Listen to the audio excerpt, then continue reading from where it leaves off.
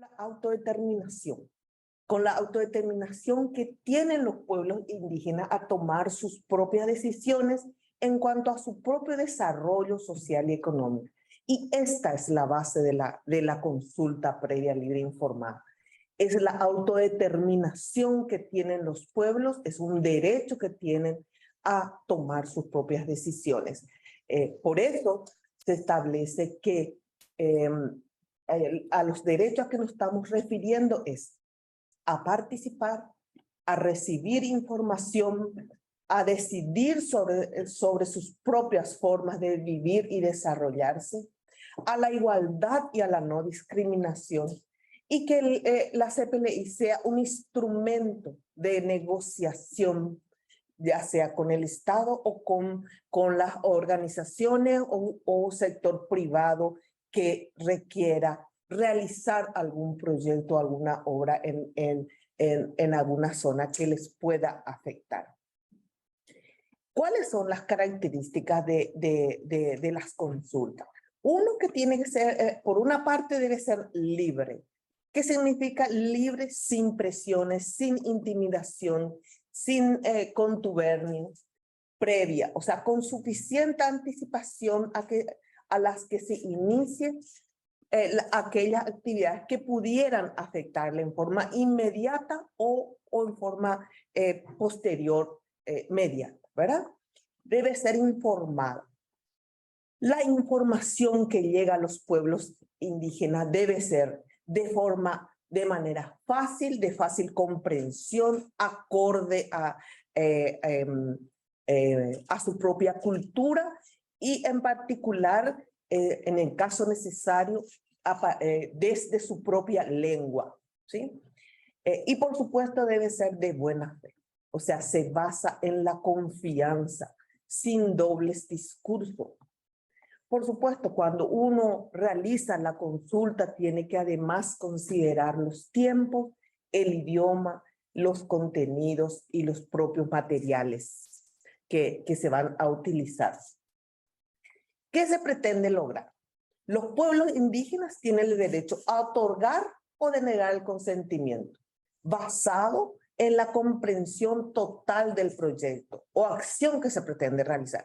Esto puede llevar un tiempo. Los tiempos de los pueblos indígenas, y eso es lo que se tiene que respetar, ¿sí? Entonces, muchas veces los funcionarios públicos, cuando vamos al territorio a realizar una acción, queremos terminar en 1 hora, 2 horas, se tiende a realizar este tipo se tiende a surgir este tipo de situaciones. Y eso atenta con el proceso de comprensión que pueda tener la comunidad indígena sobre lo que se está presentando. Entonces, eso, como les había dicho, hay que tener en consideración los tiempos de los pueblos indígenas, que no son los tiempos nuestros occidentales, sino que ellos tienen sus propios tiempos. Y desde el Estado y el sector privado se pretende recibir la decisión de los pueblos indígenas o que otorguen el consentimiento o que denieguen el consentimiento para participar en ese proceso.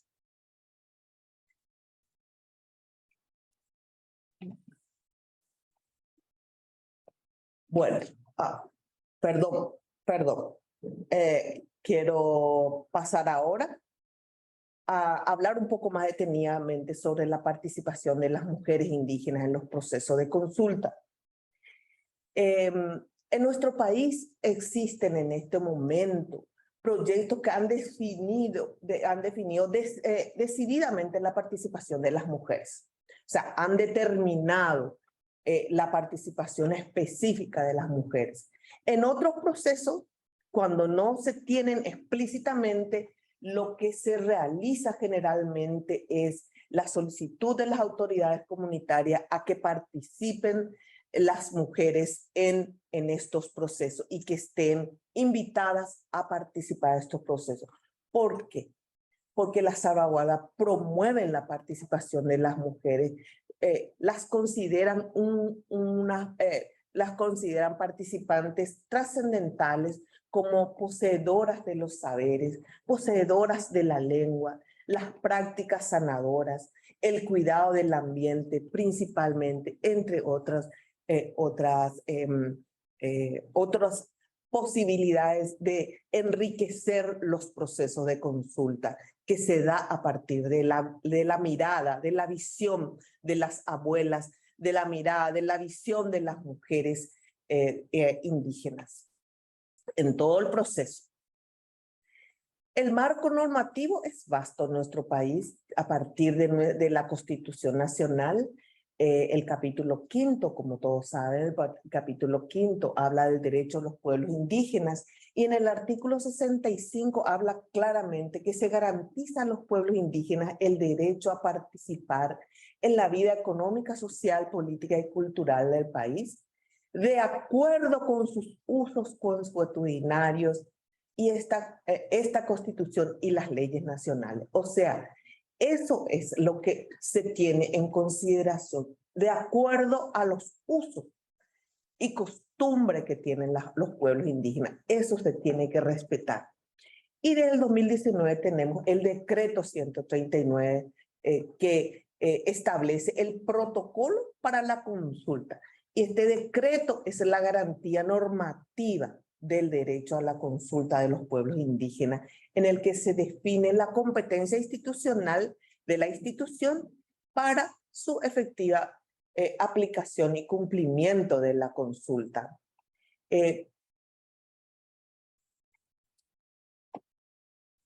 Perdón.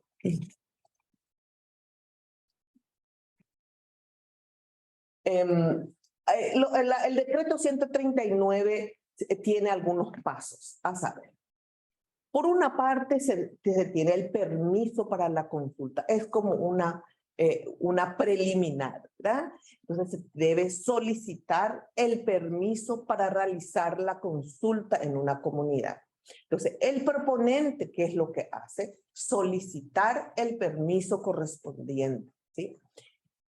Una vez que Ana, perdón, Ana, no está pasando tu presentación.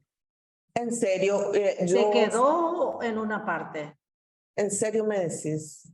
Sí, así es que... Se quedó en la carátula, Ana. Yo creo que tenés que poner en modo de presentación porque está en ese modo que no es presentación. Sí. Y yo lo puse, pero no sé qué Ahora qué sí pasó. ya va pasando. Marco normativo dice acá.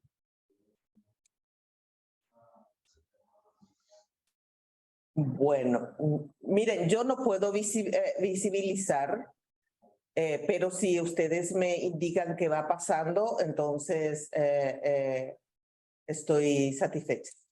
Bueno. Bueno, entonces señalaba que los procedimientos que tiene el proceso de consulta de acuerdo al decreto 139 es el permiso para consultar una vez otorgado, si uno se traslada hasta la comunidad para realizar la consulta. Y en esta oportunidad, durante la consulta, tienen, una vez que tengan toda la información sobre el proyecto en cuestión, el protocolo señala que debe realizarse de buena fe y de acuerdo a esto, que ellos se sientan satisfechos con la información recibida, ahí pueden otorgar el consentimiento o denegar, ¿sí? Están viendo, ¿verdad? La presentación. Tina. Compañeras. Entonces, seguimos en el marco normativo internacional, quedó ahí. Bueno, estaba en el otro. Bueno, de todos modos, siguiendo con el marco normativo internacional, la Declaración de las Naciones Unidas sobre los Derechos de los Pueblos Indígenas claramente nos indica en el artículo 3 y en el 19. El artículo 3 habla de la libre determinación y en el artículo 19 habla que los estados estados celebrarán las consultas y cooperarán de buena fe. Vuelve a surgir la buena fe, señala de nuevo, porque muchas veces han ocurrido que no reciben toda la información o la información es parcial, parcelada, a los efectos que no se informe en forma integral de todo lo que podría contener un proyecto. Bueno,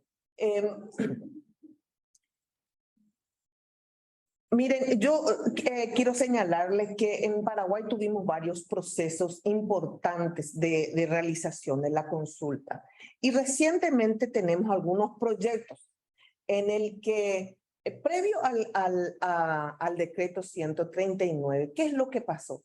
Cada institución o cada organización realizaba su propio procedimiento de cómo implementar la consulta. Pero el decreto 139 nos dio la posibilidad de enmarcarnos dentro de ese procedimiento. Por supuesto que tendrá sus bemoles y será perfectible. La norma puede ser perfectible, pero en este momento tenemos una. Y esta aprobación se da posterior, ¿verdad?, a un trabajo muy importante de organizaciones indígenas como la FAPI, que ha trabajado, y otras organizaciones, la Federación, las organizaciones de mujeres, que han trabajado para que la aprobación de un proceso de consulta. A partir de una propuesta inicial, se trabaja en la identificación de cuál sería el mejor procedimiento. Entonces, para los pueblos indígenas, para las instituciones, entonces, lograr este instrumento fue bastante positivo y saludable para evitar cualquier tipo de manejo poco claro que pueda realizarse a este respecto. Ahora bien, existen algunos proyectos, como les decía, ejecutados por instituciones públicas en el que prevalece la participación de las mujeres. Hay algunos específicamente que están centrados en la participación de mujeres y otros, como habíamos señalado ya, que se realizan las salvaguardas adecuadas para la participación efectiva de las mujeres. Y eso implica también acompañar un proceso de capacitación, de fortalecer los liderazgos de las mujeres. El marco normativo internacional también tenemos que señalar también en el marco normativo, también la relacionada a la igualdad y la no discriminación, a la normativa que protege a las mujeres, como la del CEDAW, y otras que tenemos que tener en cuenta al momento de trabajar con las mujeres indígenas. Las experiencias con respecto al plan de pueblos indígenas, como fue un equipo interinstitucional e intercultural, se decidió realizarlo o denominarle jornadas de trabajo, no precisamente de consulta, atendiendo a que los facilitadores eran eminentemente indígenas que hablaban a sus pares, y nosotros, instituciones públicas,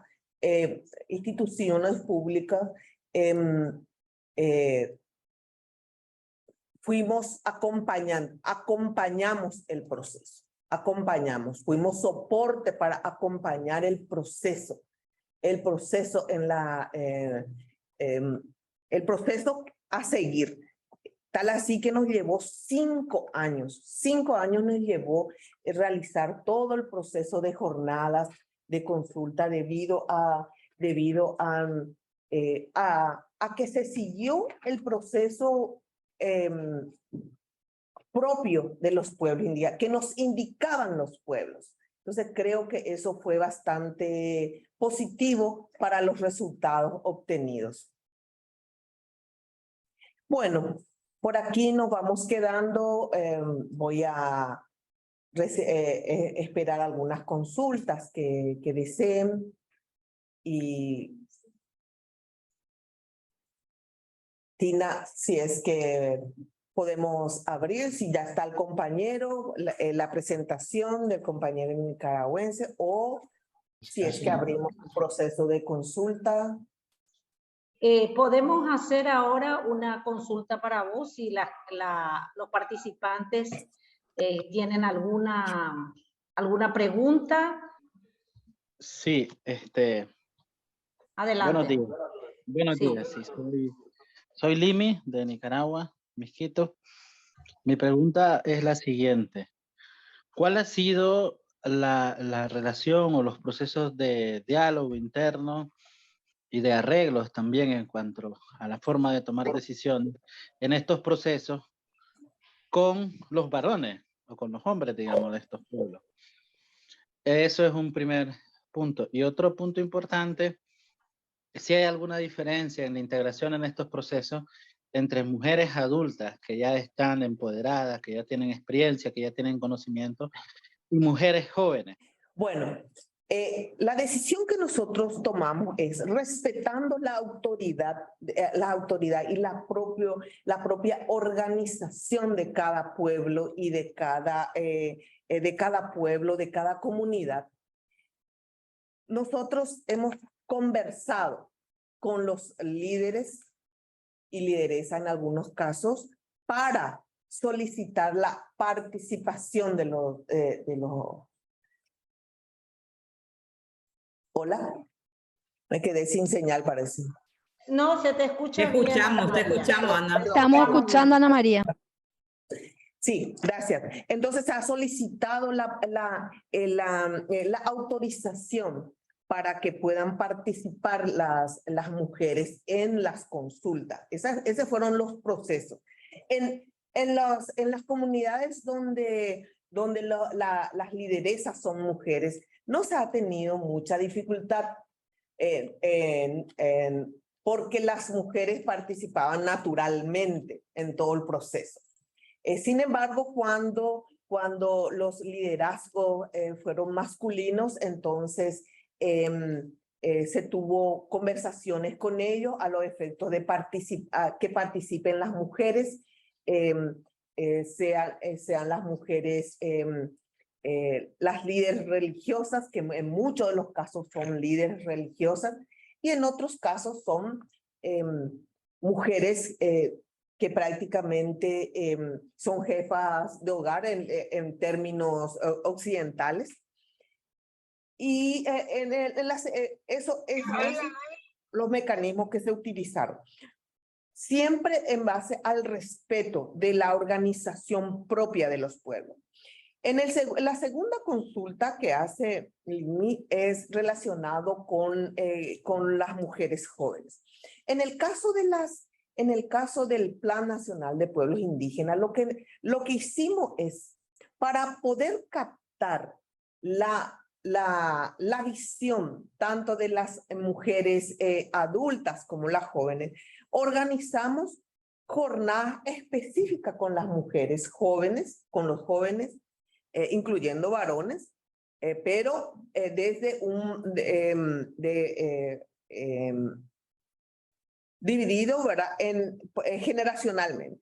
Y por otro lado, con mujeres, específicamente con mujeres, sean mayores o jóvenes. Entonces, nosotros recogimos esa inquietud y ahí se dan algunas diferencias, como ser los temas actuales que preocupan principalmente a las mujeres relacionadas a la violencia, relacionadas con las adicciones, relacionadas a algún tipo de una problemática social que afectan, que afectan actualmente y las comunidades no son, no escapan a esa realidad.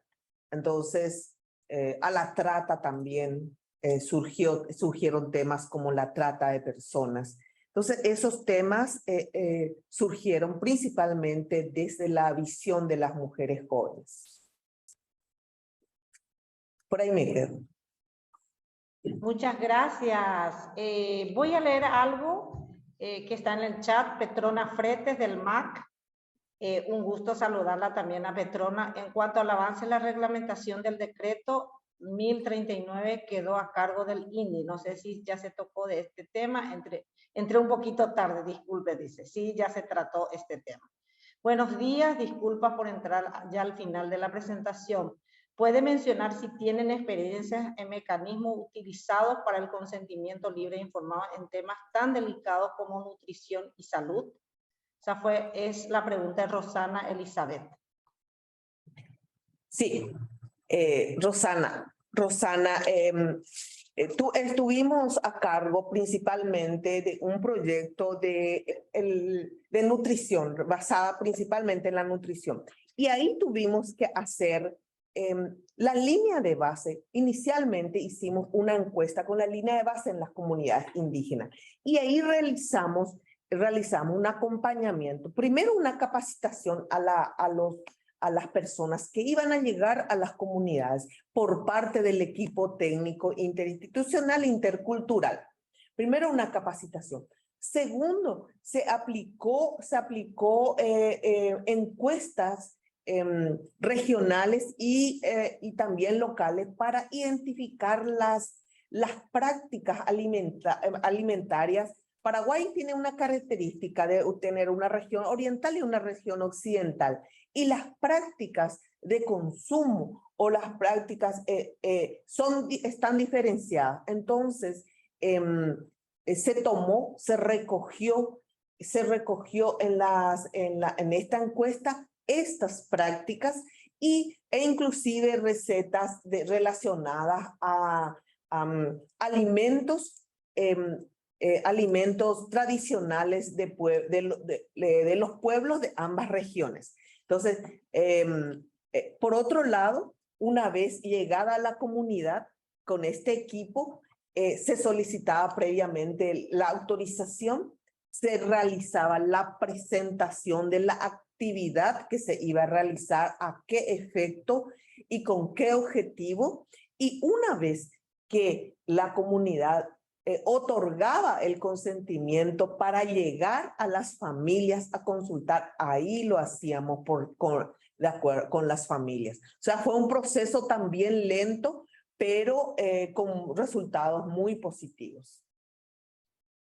Muchas gracias, Ana María. Bueno, un gusto de escucharte nuevamente. Agradecida desde el Grupo Interagencial de Pueblos Indígenas del Sistema de Naciones Unidas, a cada uno de ustedes, a los que están participando también. Están participando gente de Chile. Un gusto de que estén acompañándonos en este webinar de este día, de este martes. Y voy a presentarle a mi colega, amigo Nambré, aunque eso Nambré no va a entender él porque no es paraguayo, pero de todas formas un gusto de tenerle al compañero Azampaz Salomón, Larry Salomón Pedro, Azampaz le decimos cariñosamente. Él es abogado indígena mayagna, experto en derechos humanos de los pueblos indígenas y docente universitario. Ha realizado investigaciones sobre violaciones de los derechos humanos, gobernanza y procesos normativos comunitarios, y asesoró también, entre otras cosas, en el desarrollo de normas jurídicas en los territorios indígenas. Él es ex becario del Fondo Indígena de las Naciones Unidas. Por lo tanto, tenemos un gustazo de presentarle a Larry en esta mañana. Un gusto, adelante, tenés 20 minutos, o 25 minutos, perdón, y luego tendremos un tiempo para las preguntas. Adelante, Azampaz. Gracias, Tina. Gracias a toda la gente que está presente aquí, que de alguna forma nos conocemos, otros trabajos de muy cerca. Me pareció que estaba Lime aquí en esta sesión. Pues en primer lugar, gracias a Helga, a Tina, por la amable invitación, ¿no? De poder estar aquí en este evento importante, ¿no? Que contribuye en el fortalecimiento de las capacidades, intercambio de experiencias y rememorias sobre todo lo que uno se aprende y el marco jurídico que establece. Así que humildemente, pues aquí me toca hablar sobre el tema del derecho a la consulta previo, libre e informado y con el derecho a la libre determinación de los pueblos indígenas. La expositora que me antecedió, pues, abordaba en términos generales el marco normativo internacional y un poco más de detalle la parte de praxis, ¿no? En cuanto a la implementación de la consulta. Bueno, yo voy a tratar de abordar desde un punto de vista jurídico meramente y luego compartir un poco, ¿no? La jurisprudencia en el proceso de la implementación de la consulta a la luz de las agencias de la ONU y luego un caso práctico que quisiera concluir. Así que permítanme compartir la pantalla de mi presentación.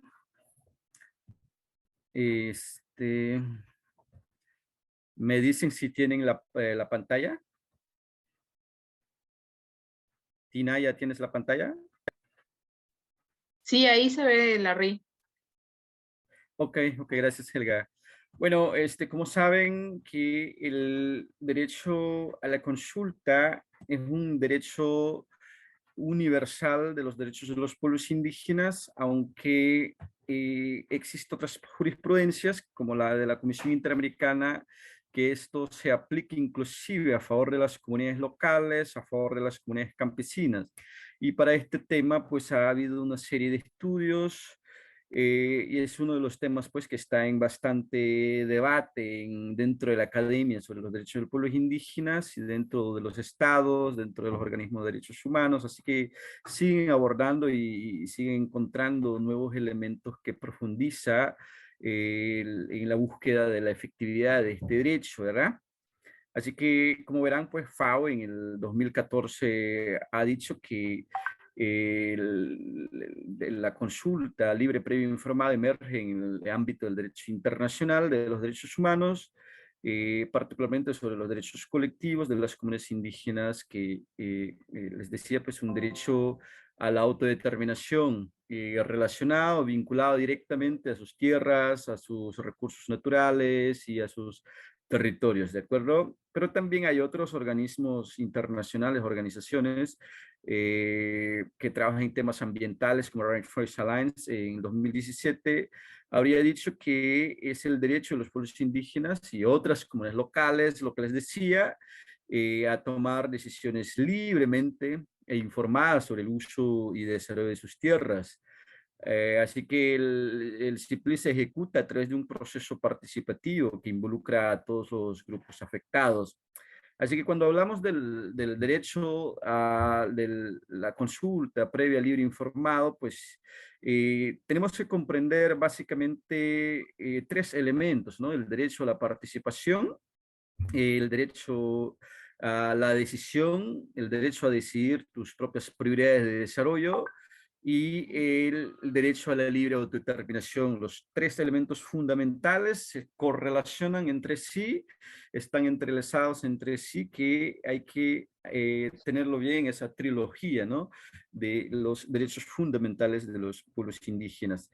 Pero para ello también la que antecedió hablaba sobre entender, ¿no? Pero ¿qué es la consulta y qué es el consentimiento? ¿No? La consulta es la cuestión fundamental, ¿no? Para entender de esto, que tiene tres dimensiones, ¿no? La consulta. La primera dimensión es la preconsulta, cuando el Estado o la empresa o el organismo interesado a un proyecto determinado, hace el contacto con la comunidad y la comunidad da su su intención, ¿no? De que se haga la consulta. Entonces parte ahí el consentimiento, ¿no? Te doy el ok para que hagas la consulta. Y luego viene propiamente el proceso de la consulta y después, pues si hay acuerdo, el marco del mecanismo de implementación del proyecto. Pues. Entonces, la consulta, como verán, pues se da en 3 grandes dimensiones y el consentimiento en 2 grandes dimensiones, ¿no? El primero ok y en el segundo momento cuando se firma el acuerdo, el contrato o el consentimiento o la negación del mismo, como ya decía la compañera que me antecedió. Entonces, estos conceptos lo encontramos de FIDA, ¿no? Recientemente un estudio que se hizo, el 2021, muy reciente, que es un muy buen material para lectura y para continuar profundizando los conocimientos, así que recomiendo. Rápidamente, pues la cuestión del marco jurídico.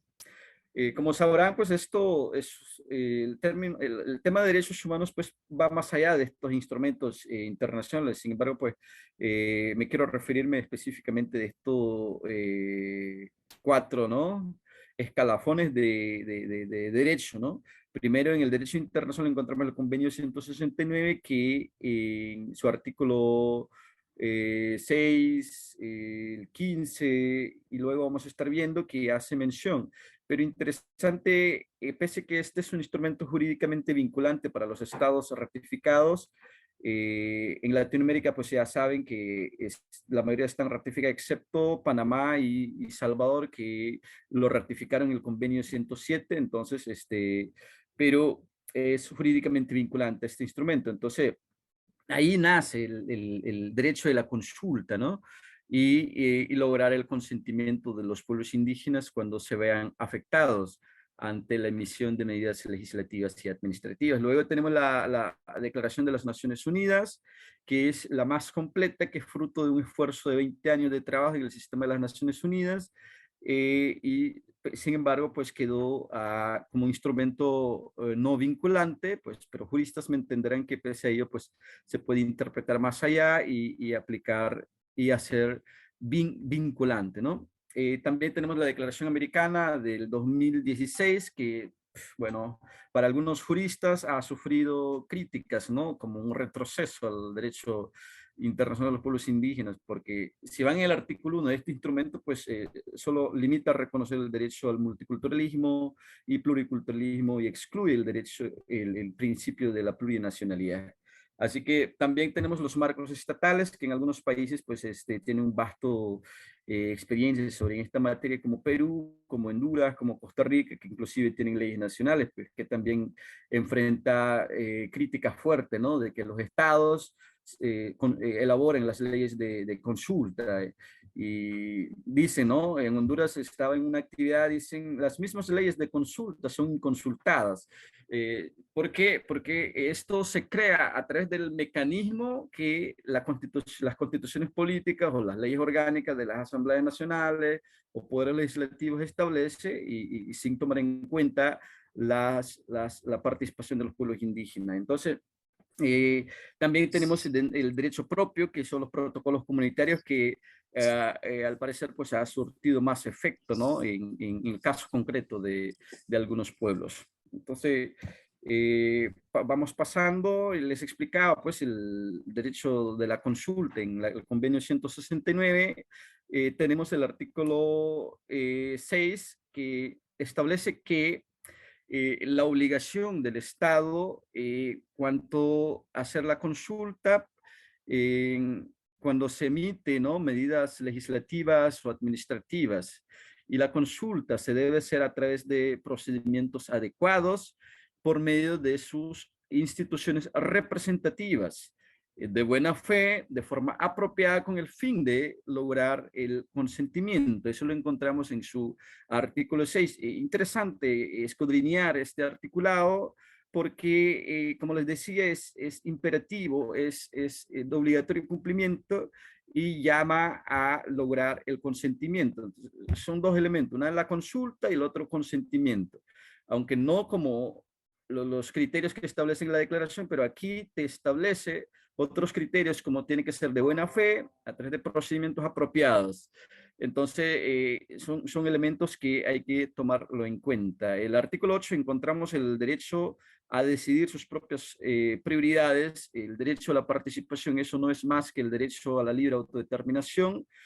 Como sabrán, pues en el convenio 169 no encontramos este término, el derecho a la libre determinación, pero en este artículo claramente te dice que no es más que esto el derecho a decidir sus propias prioridades de desarrollo, y el derecho a la participación es traducido al derecho a la libre determinación.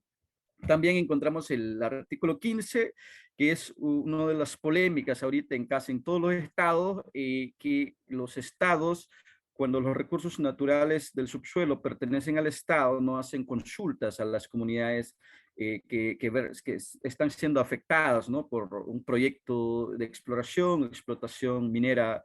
Sin embargo, pues vemos que el convenio, que es una ley que tiene el mismo peso de ley, inclusive para algunos estados, tiene carácter supraconstitucionalidad, ¿de acuerdo? Entonces, establece el derecho a la participación de los pueblos indígenas a la consulta, inclusive la participación de los beneficios y la indemnización ante eventuales daños que cause el proyecto. Jurídicamente, luego tenemos el artículo 19, que el del convenio, de la Declaración de las Naciones Unidas, la obligación o el deber de los estados a celebrar consultas cuando se trate de medidas legislativas y administrativas. A diferencia del convenio 169, aquí establece 3 criterios que son fundamentales, que mencionaba, que tienen que ser previa, libre e informada, ¿no? Nuevamente, pues te menciona que se hace por medio de sus instituciones representativas, también establece el principio de la cooperación de buena fe, con el fin de obtener el consentimiento, ¿de acuerdo? Ahí, pues, no sé si cuántos minutos me queda todavía, pero quisiera retroceder un poco en la siguiente lámina, en esto, ¿no? En esto de los marcos estatales. Existe algunos países que tienen legislaciones muy buenas, del derecho a la consulta, pero sin embargo, pues carece del derecho al veto de las comunidades indígenas, ¿no?, de decir que no al proyecto. Por ejemplo, hago mención en el caso particular de Nicaragua, la ley 445, que es del 2003, antes de haber ratificado el convenio 169 en Nicaragua en el 2010, pues esta ley ya establece un procedimiento de consulta. Sin embargo, la ley menciona que cuando las comunidades indígenas opongan al proyecto, cuando digan no, entonces mandata a que el Consejo Regional, que es la autoridad competente para llevarse la consulta, en este caso, a que busque lograr algún acuerdo, firmar un contrato con estas comunidades. En otras palabras, hacen la consulta, pero luego si dicen que no, entonces, pero firmemos acuerdo, firmemos contrato, ¿no? Es eso lo que la ley establece, y eso ha de ser el mismo comportamiento para muchos estados. Así que hay que poner mucha mente en eso. Vengo acá, ¿cuándo se aplica el proceso? ¿Se aplica en qué contextos?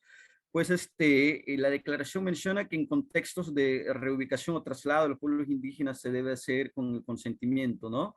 Si al contrario, pues no pueden ser reubicadas las comunidades indígenas, y también en contextos de restitución de los bienes culturales, intelectuales, religiosos, que hayan privado, ¿no? Sin su consentimiento puedan ser restituidos. También para eliminar, ¿no?, la discriminación y eliminar todas las formas de tolerancia. Entonces, se debe trabajar junto con las comunidades en consulta y cooperación, para que esto se pueda lograr. También en la protección de los niños indígenas, en la explotación laboral, y entre otros que afecten, ¿no?, al desarrollo físico, a la privación de la educación de los niños. Entonces, También se debe hacer consulta con las organizaciones y con las comunidades indígenas cuando se desarrolla actividades militares en los territorios indígenas, a menos que sea con la venia de estas comunidades, pues pueden establecer puestos de vigilancia o puestos militares. También tenemos cuando se trata de aprobar proyectos que afecten a sus tierras, territorios y otros recursos, que es lo que sabemos, ¿no? Típicamente, pues se sabe que las empresas o los estados quieren hacer consulta cuando se trate, ¿no? Directamente a los territorios, tierras y recursos naturales. También la materialización del derecho transfronterizo, ¿no? Cuando pueblos indígenas pertenezcan a dos estados o estén ubicados en las fronteras, pues que el derecho al desarrollar su cultura, su cosmovisión, el uso de los recursos naturales, pues, pero esto, su materialización se debe hacer con consultas efectivas y con el consentimiento de estas comunidades. Ya para ir aterrizando, pues quiero traer a colación los 6 pasos que seguramente algunos de ustedes ya conocerán, que establece la FAO, ¿no? La ruta general que deben de tener en cuenta en el proceso de la implementación, que esto más para los agentes externos, las empresas, los estados, tienen que identificar a las comunidades indígenas que va a ser afectada, luego trabajar en la documentación de la información geográfica, demográfica, a través de la participación pleno de las comunidades, de sus autoridades, y luego pues trabaja en el diseño de la ruta de comunicación, de cómo se va a hacer llegar la comunicación, los debates. Luego, pues el tema en el cuarto momento, el logro del consentimiento, que tiene que ver con la documentación de las necesidades de la población indígena y los acuerdos y los mecanismos de retroalimentación y reclamos. También una etapa fundamental que es el desarrollo de un monitoreo y evaluación de participación y la sistematización de las lecciones aprendidas del proceso de la consulta. Pero en principio yo les decía que los protocolos comunitarios parecen ser más efectivos, más consolidados, porque estas sí son normas propias que se construyen, ¿no? Sin duda con la participación plena y efectiva de las comunidades, de todos los sectores que integra. Así que veamos un ejemplo, ¿no? De un protocolo comunitario de acá de Nicaragua, de un pueblo de donde soy yo, pues el pueblo Mayana de Nicaragua, uno de los pueblos, perdón, uno de los territorios del pueblo Mayana ha desarrollado un protocolo que establece 9 criterios, ¿no? 9 pasos fundamentales que deben de agotar para desarrollo de la consulta y el consentimiento. Entonces, así como en el del FAO, pues el primer contacto con las autoridades representativas de las comunidades o de los territorios, el nombramiento del comité asesor, en el protocolo establece que se debe nombrar 3 expertos que pueden ser miembros nativos de la comunidad o pueden ser bien de la región o pueden ser otros profesionales de confianza de la comunidad, y para que pueda brindar asesoría adecuada a las comunidades, ¿no? Y entonces, con el apoyo de estos técnicos, expertos, trabajan en las estimaciones de costo, cuánto implica ese proceso de consulta, dependiendo de la naturaleza del proyecto. Entonces, luego, pues, la empresa o el Estado, pues, facilita la información adecuada que tiene que ver con una serie de informaciones, ¿no? Estudios de impacto ambiental, diagnósticos, encuestas, entre otras informaciones de relevancia. Y luego, pues, toman un tiempo de 60, 90 días para que, inclusive este término puede ser ampliado a criterio de la comunidad, a criterio de la asamblea, de acuerdo a la complejidad del proyecto de la empresa. Si quieren continuar estudiando más, entonces pueden ampliar el término de 90 días. La evaluación interna, en esa etapa se discuten para decir. Entonces, si decide la comunidad, pues se procede a la firma del contrato, del acuerdo, el consentimiento o el rechazo en su caso, ¿no? También tenemos proceso de mecanismos de seguimiento y monitoreo del proyecto, de la implementación. existe un mecanismo de queja y reclamos donde todos los comunitarios de todos los sectores, mujeres, jóvenes, pueden recurrir ante ese mecanismo a presentar sus quejas sobre alguna maniobra, ¿no?, negativa del proyecto o las partes involucradas. Un mecanismo de fondo, pues este mecanismo se crea que puede pagarlo el Estado o también como garantía, ¿no?, que la empresa debe depositar un fondo de garantía de que efectivamente se va a cumplir los términos del contrato que hayan suscrito. Entonces, en términos generales, pues quería compartirles hoy esta experiencia y los conocimientos básicos sobre esta materia que es importante, que está en constante debate en diferentes espacios internacionales de derechos de los pueblos indígenas. Quiero finalizar, robé esta foto de Oxfam que dice: la casa es mi decisión. Así que en la casa yo tomo la decisión, ¿no? Creo que esto se traduce a la consulta previa, que es un derecho. Así que gracias, y aquí con ustedes para cualquier consulta, para cualquier comentario, para cualquier complemento, pues aquí estamos. Gracias. Muchísimas gracias, Larry, a San Paz. Un gustazo, realmente excelente presentación. De mi parte ya tengo una pregunta. En este proceso de hacer el protocolo comunitario, ¿lo hacen por las comunidades o lo hacen por pueblo? Esa es mi primera pregunta.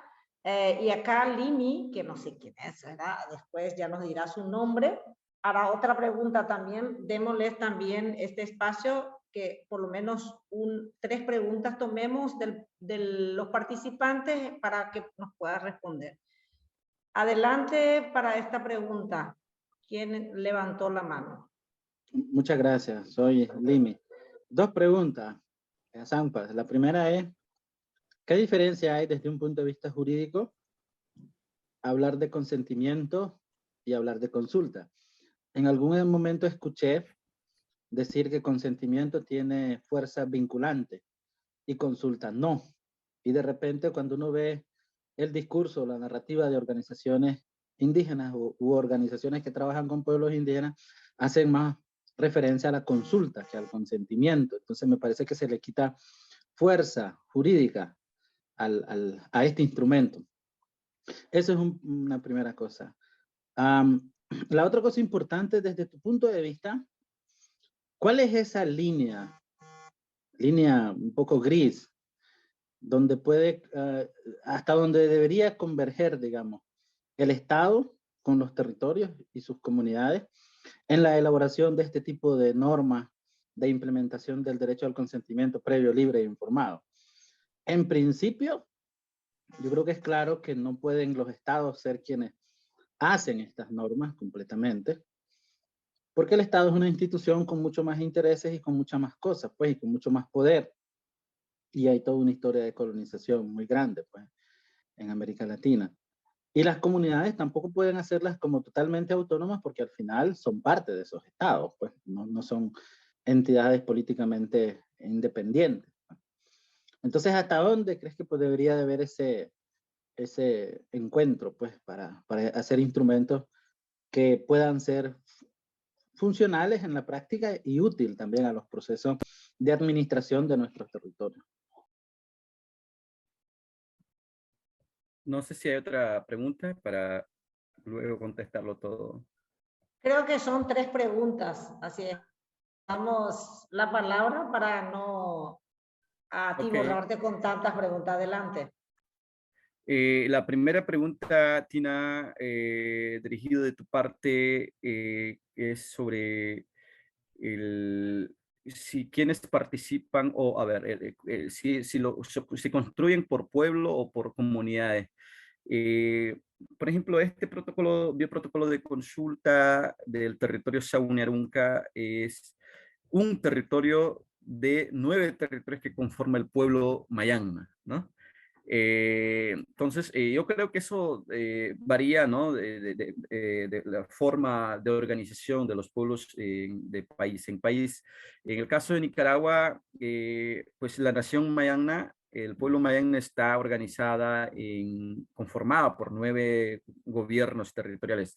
Así que cada gobierno territorial conserva su autonomía jurídica, autonomía normativa, y entonces ellos tienen plenas potestades de desarrollarlo. Lo que podría ser el órgano de administración de la nación mayana podría generar algunos marcos normativos genéricos, y a partir de ello los gobiernos territoriales desarrollar normativas de carácter adjetivo o de carácter procedimental, ¿no? Meramente.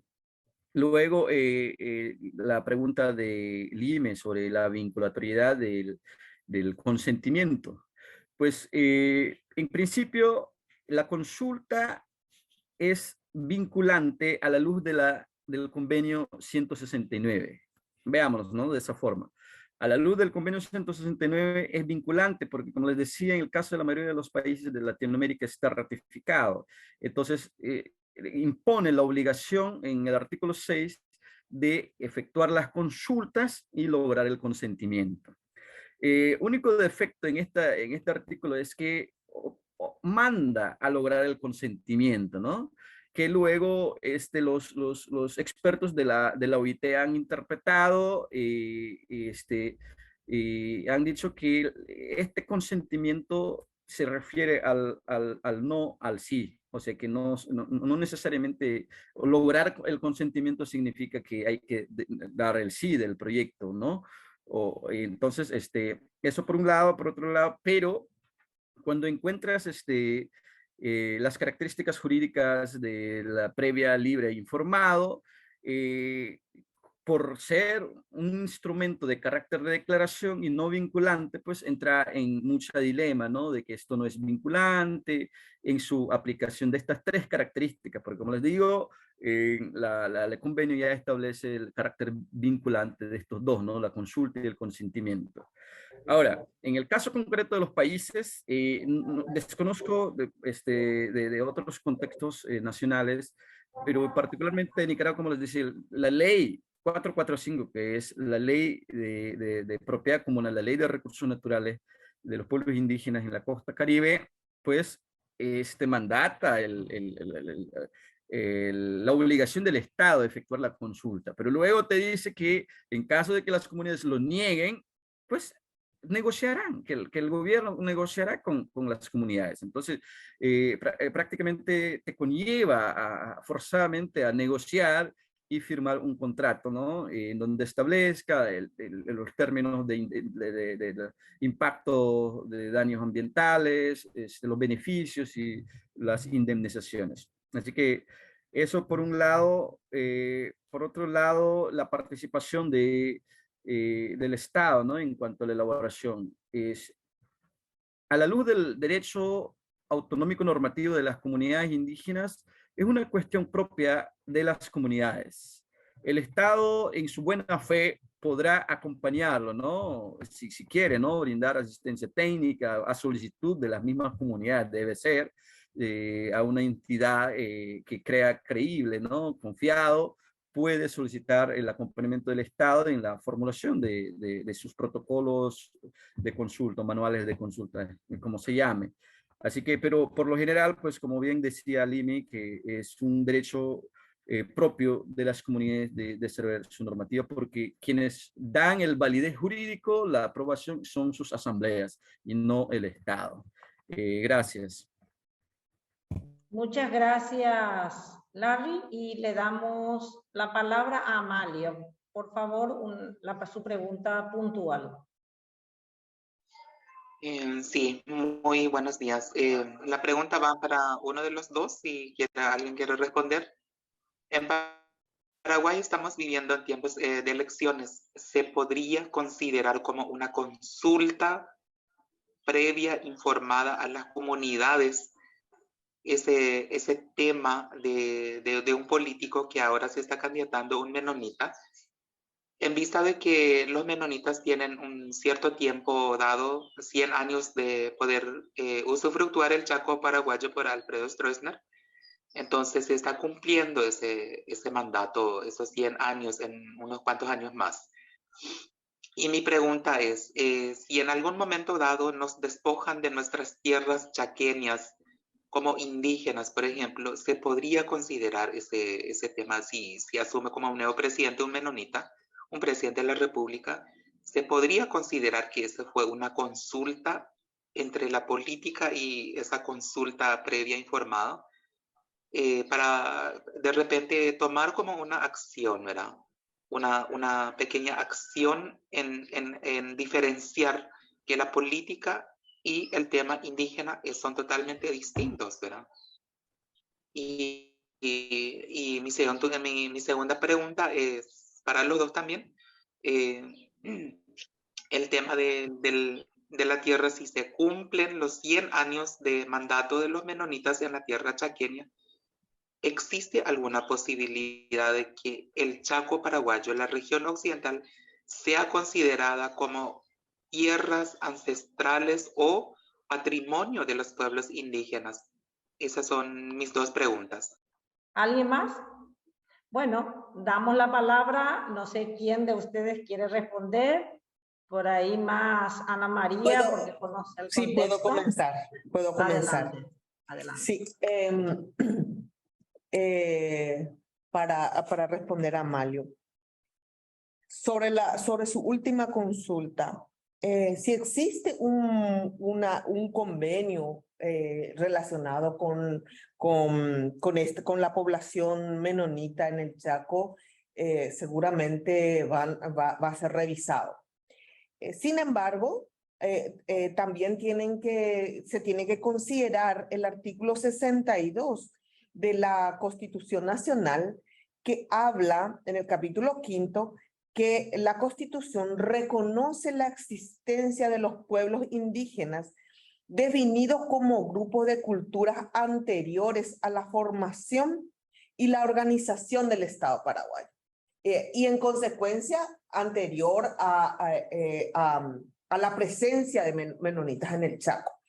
Es una consulta que seguramente nosotros no vamos a poder contestar totalmente en este momento, pero sí es de revisión de la normativa, del acuerdo. Y por otro lado, hay que identificar los títulos que tendrían ya los territorios.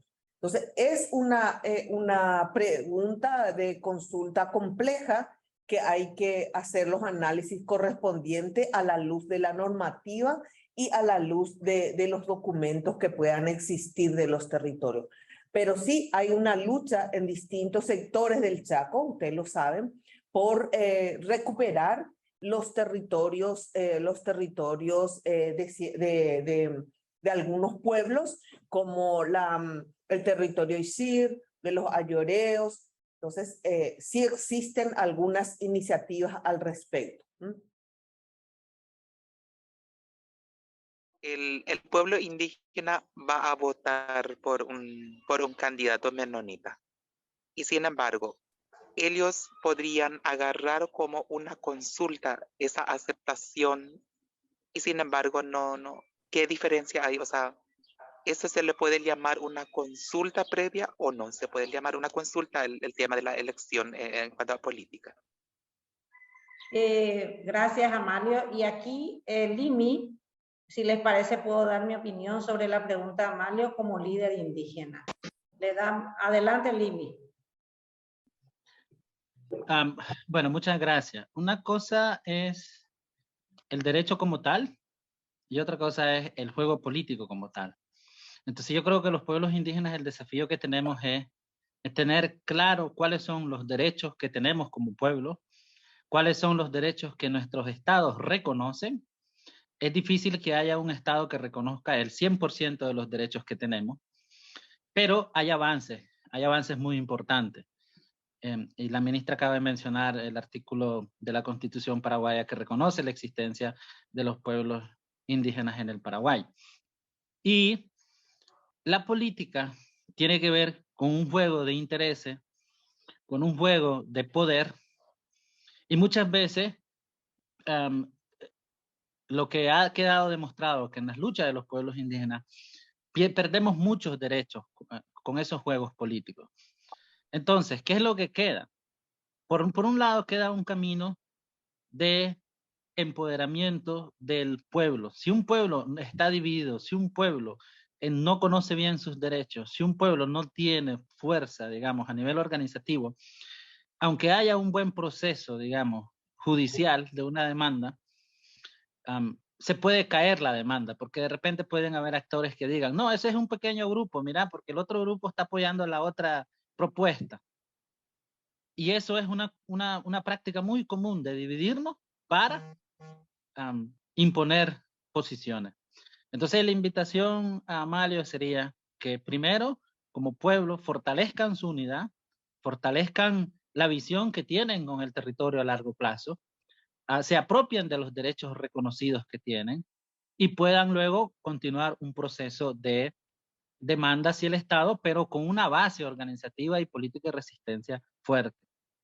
Ahora, yo no soy abogado, y aquí tenemos a Larry como abogado y está la ministra también, pero una cosa puedo decirle, que voten por un candidato menonita no es una consulta, ese es un proceso electoral político de cualquier proceso natural. Cualquier actor que quiera utilizar eso como un proceso de consulta está queriendo manipular la voluntad del pueblo indígena del que sos parte. Muchas gracias. Muchísimas gracias, Limi. Limi, realmente tu respuesta ha sido muy clara, creo que se entendió muy bien y entendiste la pregunta de Amalio. Espero que realmente Amalio haya sido una respuesta a la pregunta que hiciste. Una pequeña... Adelante, Larry.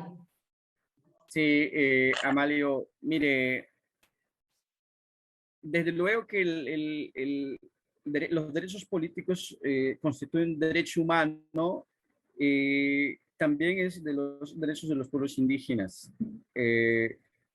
Ahora, sucede dos dimensiones en esto del derecho, de los derechos políticos de los pueblos indígenas. Uno, participar a través de los mecanismos de participación política establecidos por los estados, no tiene ningún vínculo como pueblo, ¿no? En el marco de los derechos colectivos, sino como derechos individuales, derechos ciudadanos de la persona, puede participar sin ninguna limitación. Pero respecto al tema de la consulta, hay una sentencia en el caso de Yatama versus Nicaragua. La Comisión Interamericana de Derechos Humanos falló en 2005, cuando en el año 2000 Yatama es una organización indígena de naturaleza en principio, pero luego se convirtió, en ese entonces participaba como organización indígena en los procesos políticos, pero el Estado o el gobierno abogó diciendo que como es una organización y no un partido político, pues debe ser expulsado de las contiendas electorales municipales. Y resulta que lo expulsaron de las contiendas electorales municipales.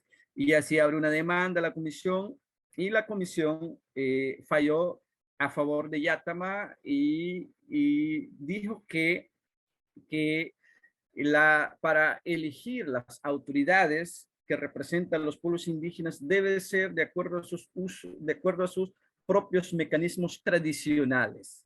O sea, si nosotros participamos a través de partidos políticos en el marco del sistema del Estado, pues debe ser de acuerdo a nuestros sistemas, que es asamblearios. Entonces, yo creo que ahí cabe la consulta. Si el Estado realmente tiene buena voluntad, ir a decir al pueblo menonita o chaco, no entiendo mucho esta parte, pero decir, elijan su representante ante la Cámara Nacional, un ejemplo, pero que el pueblo sea quien elija de acuerdo a sus mecanismos, no a través de mecanismos partidarios que el Estado lo establece. Entonces, en ese sentido, sí cabe que los pueblos indígenas estarían disfrutando del derecho de consulta para elegir a sus autoridades a través de mecanismos de participación asambleario, colectivo, mecanismo tradicional.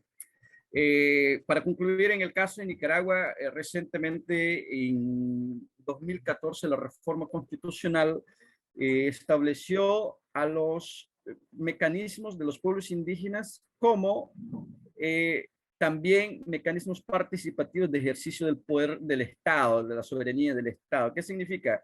Que el Estado debe reconocer legítimos legales a las autoridades y representantes que sean electos de acuerdo a los mecanismos tradicionales de elección de sus autoridades. Así que ese artículo todavía no lo hemos explorado bien, materializado, pero es una cuestión que tenemos que ponerlo en mente y ver cómo lo materializamos ese derecho. Gracias.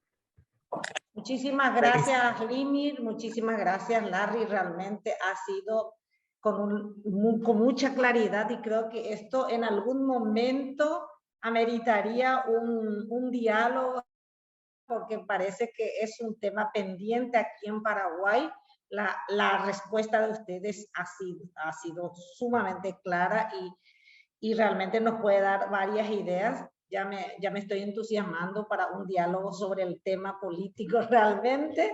Entonces, ojalá podamos tener a varios de ustedes que en sus países ya han tenido un proceso de participación autónomo desde la visión, desde los mismos pueblos indígenas y desde unos mecanismos y estructuras propias. Creo que en Paraguay tenemos un camino que andar todavía en este tema, todavía desde el 92, 93, inicia un poco nuestra participación política de los pueblos indígenas y bueno, habrá momentos en que vayamos a compartir desde estos temas que está realmente muy, muy actual y que ojalá podamos tenerlo ustedes. Excelente propuesta, abrazo desde Argentina, me dice, wow, qué gusto, tenemos a varios por aquí. Y aquí dice bastante claro, Amalio dice, Marcelino Bergen dice excelente, Mariela Muñoz nos dice muy clara la respuesta, Marcelino Bergen dice comparta las presentaciones, sí, vamos a ir compartiendo, aquí Helga vaya anotando sus correos, y saludos desde Hualmapú, Chile, así es que le tenemos a las compañeras del pueblo. A ver un poco de qué pueblo está, creo que es del Mapuche, del pueblo Mapuche. Así es que hay una diversidad cultural en este diálogo que estamos llevando. No sé si hay alguna pregunta porque estamos llegando a nuestro horario, así, o'clock, como dicen.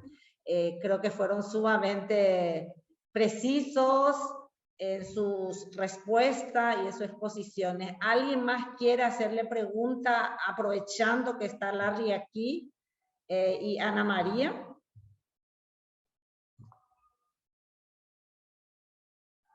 Creo que no. Entonces, nada más que...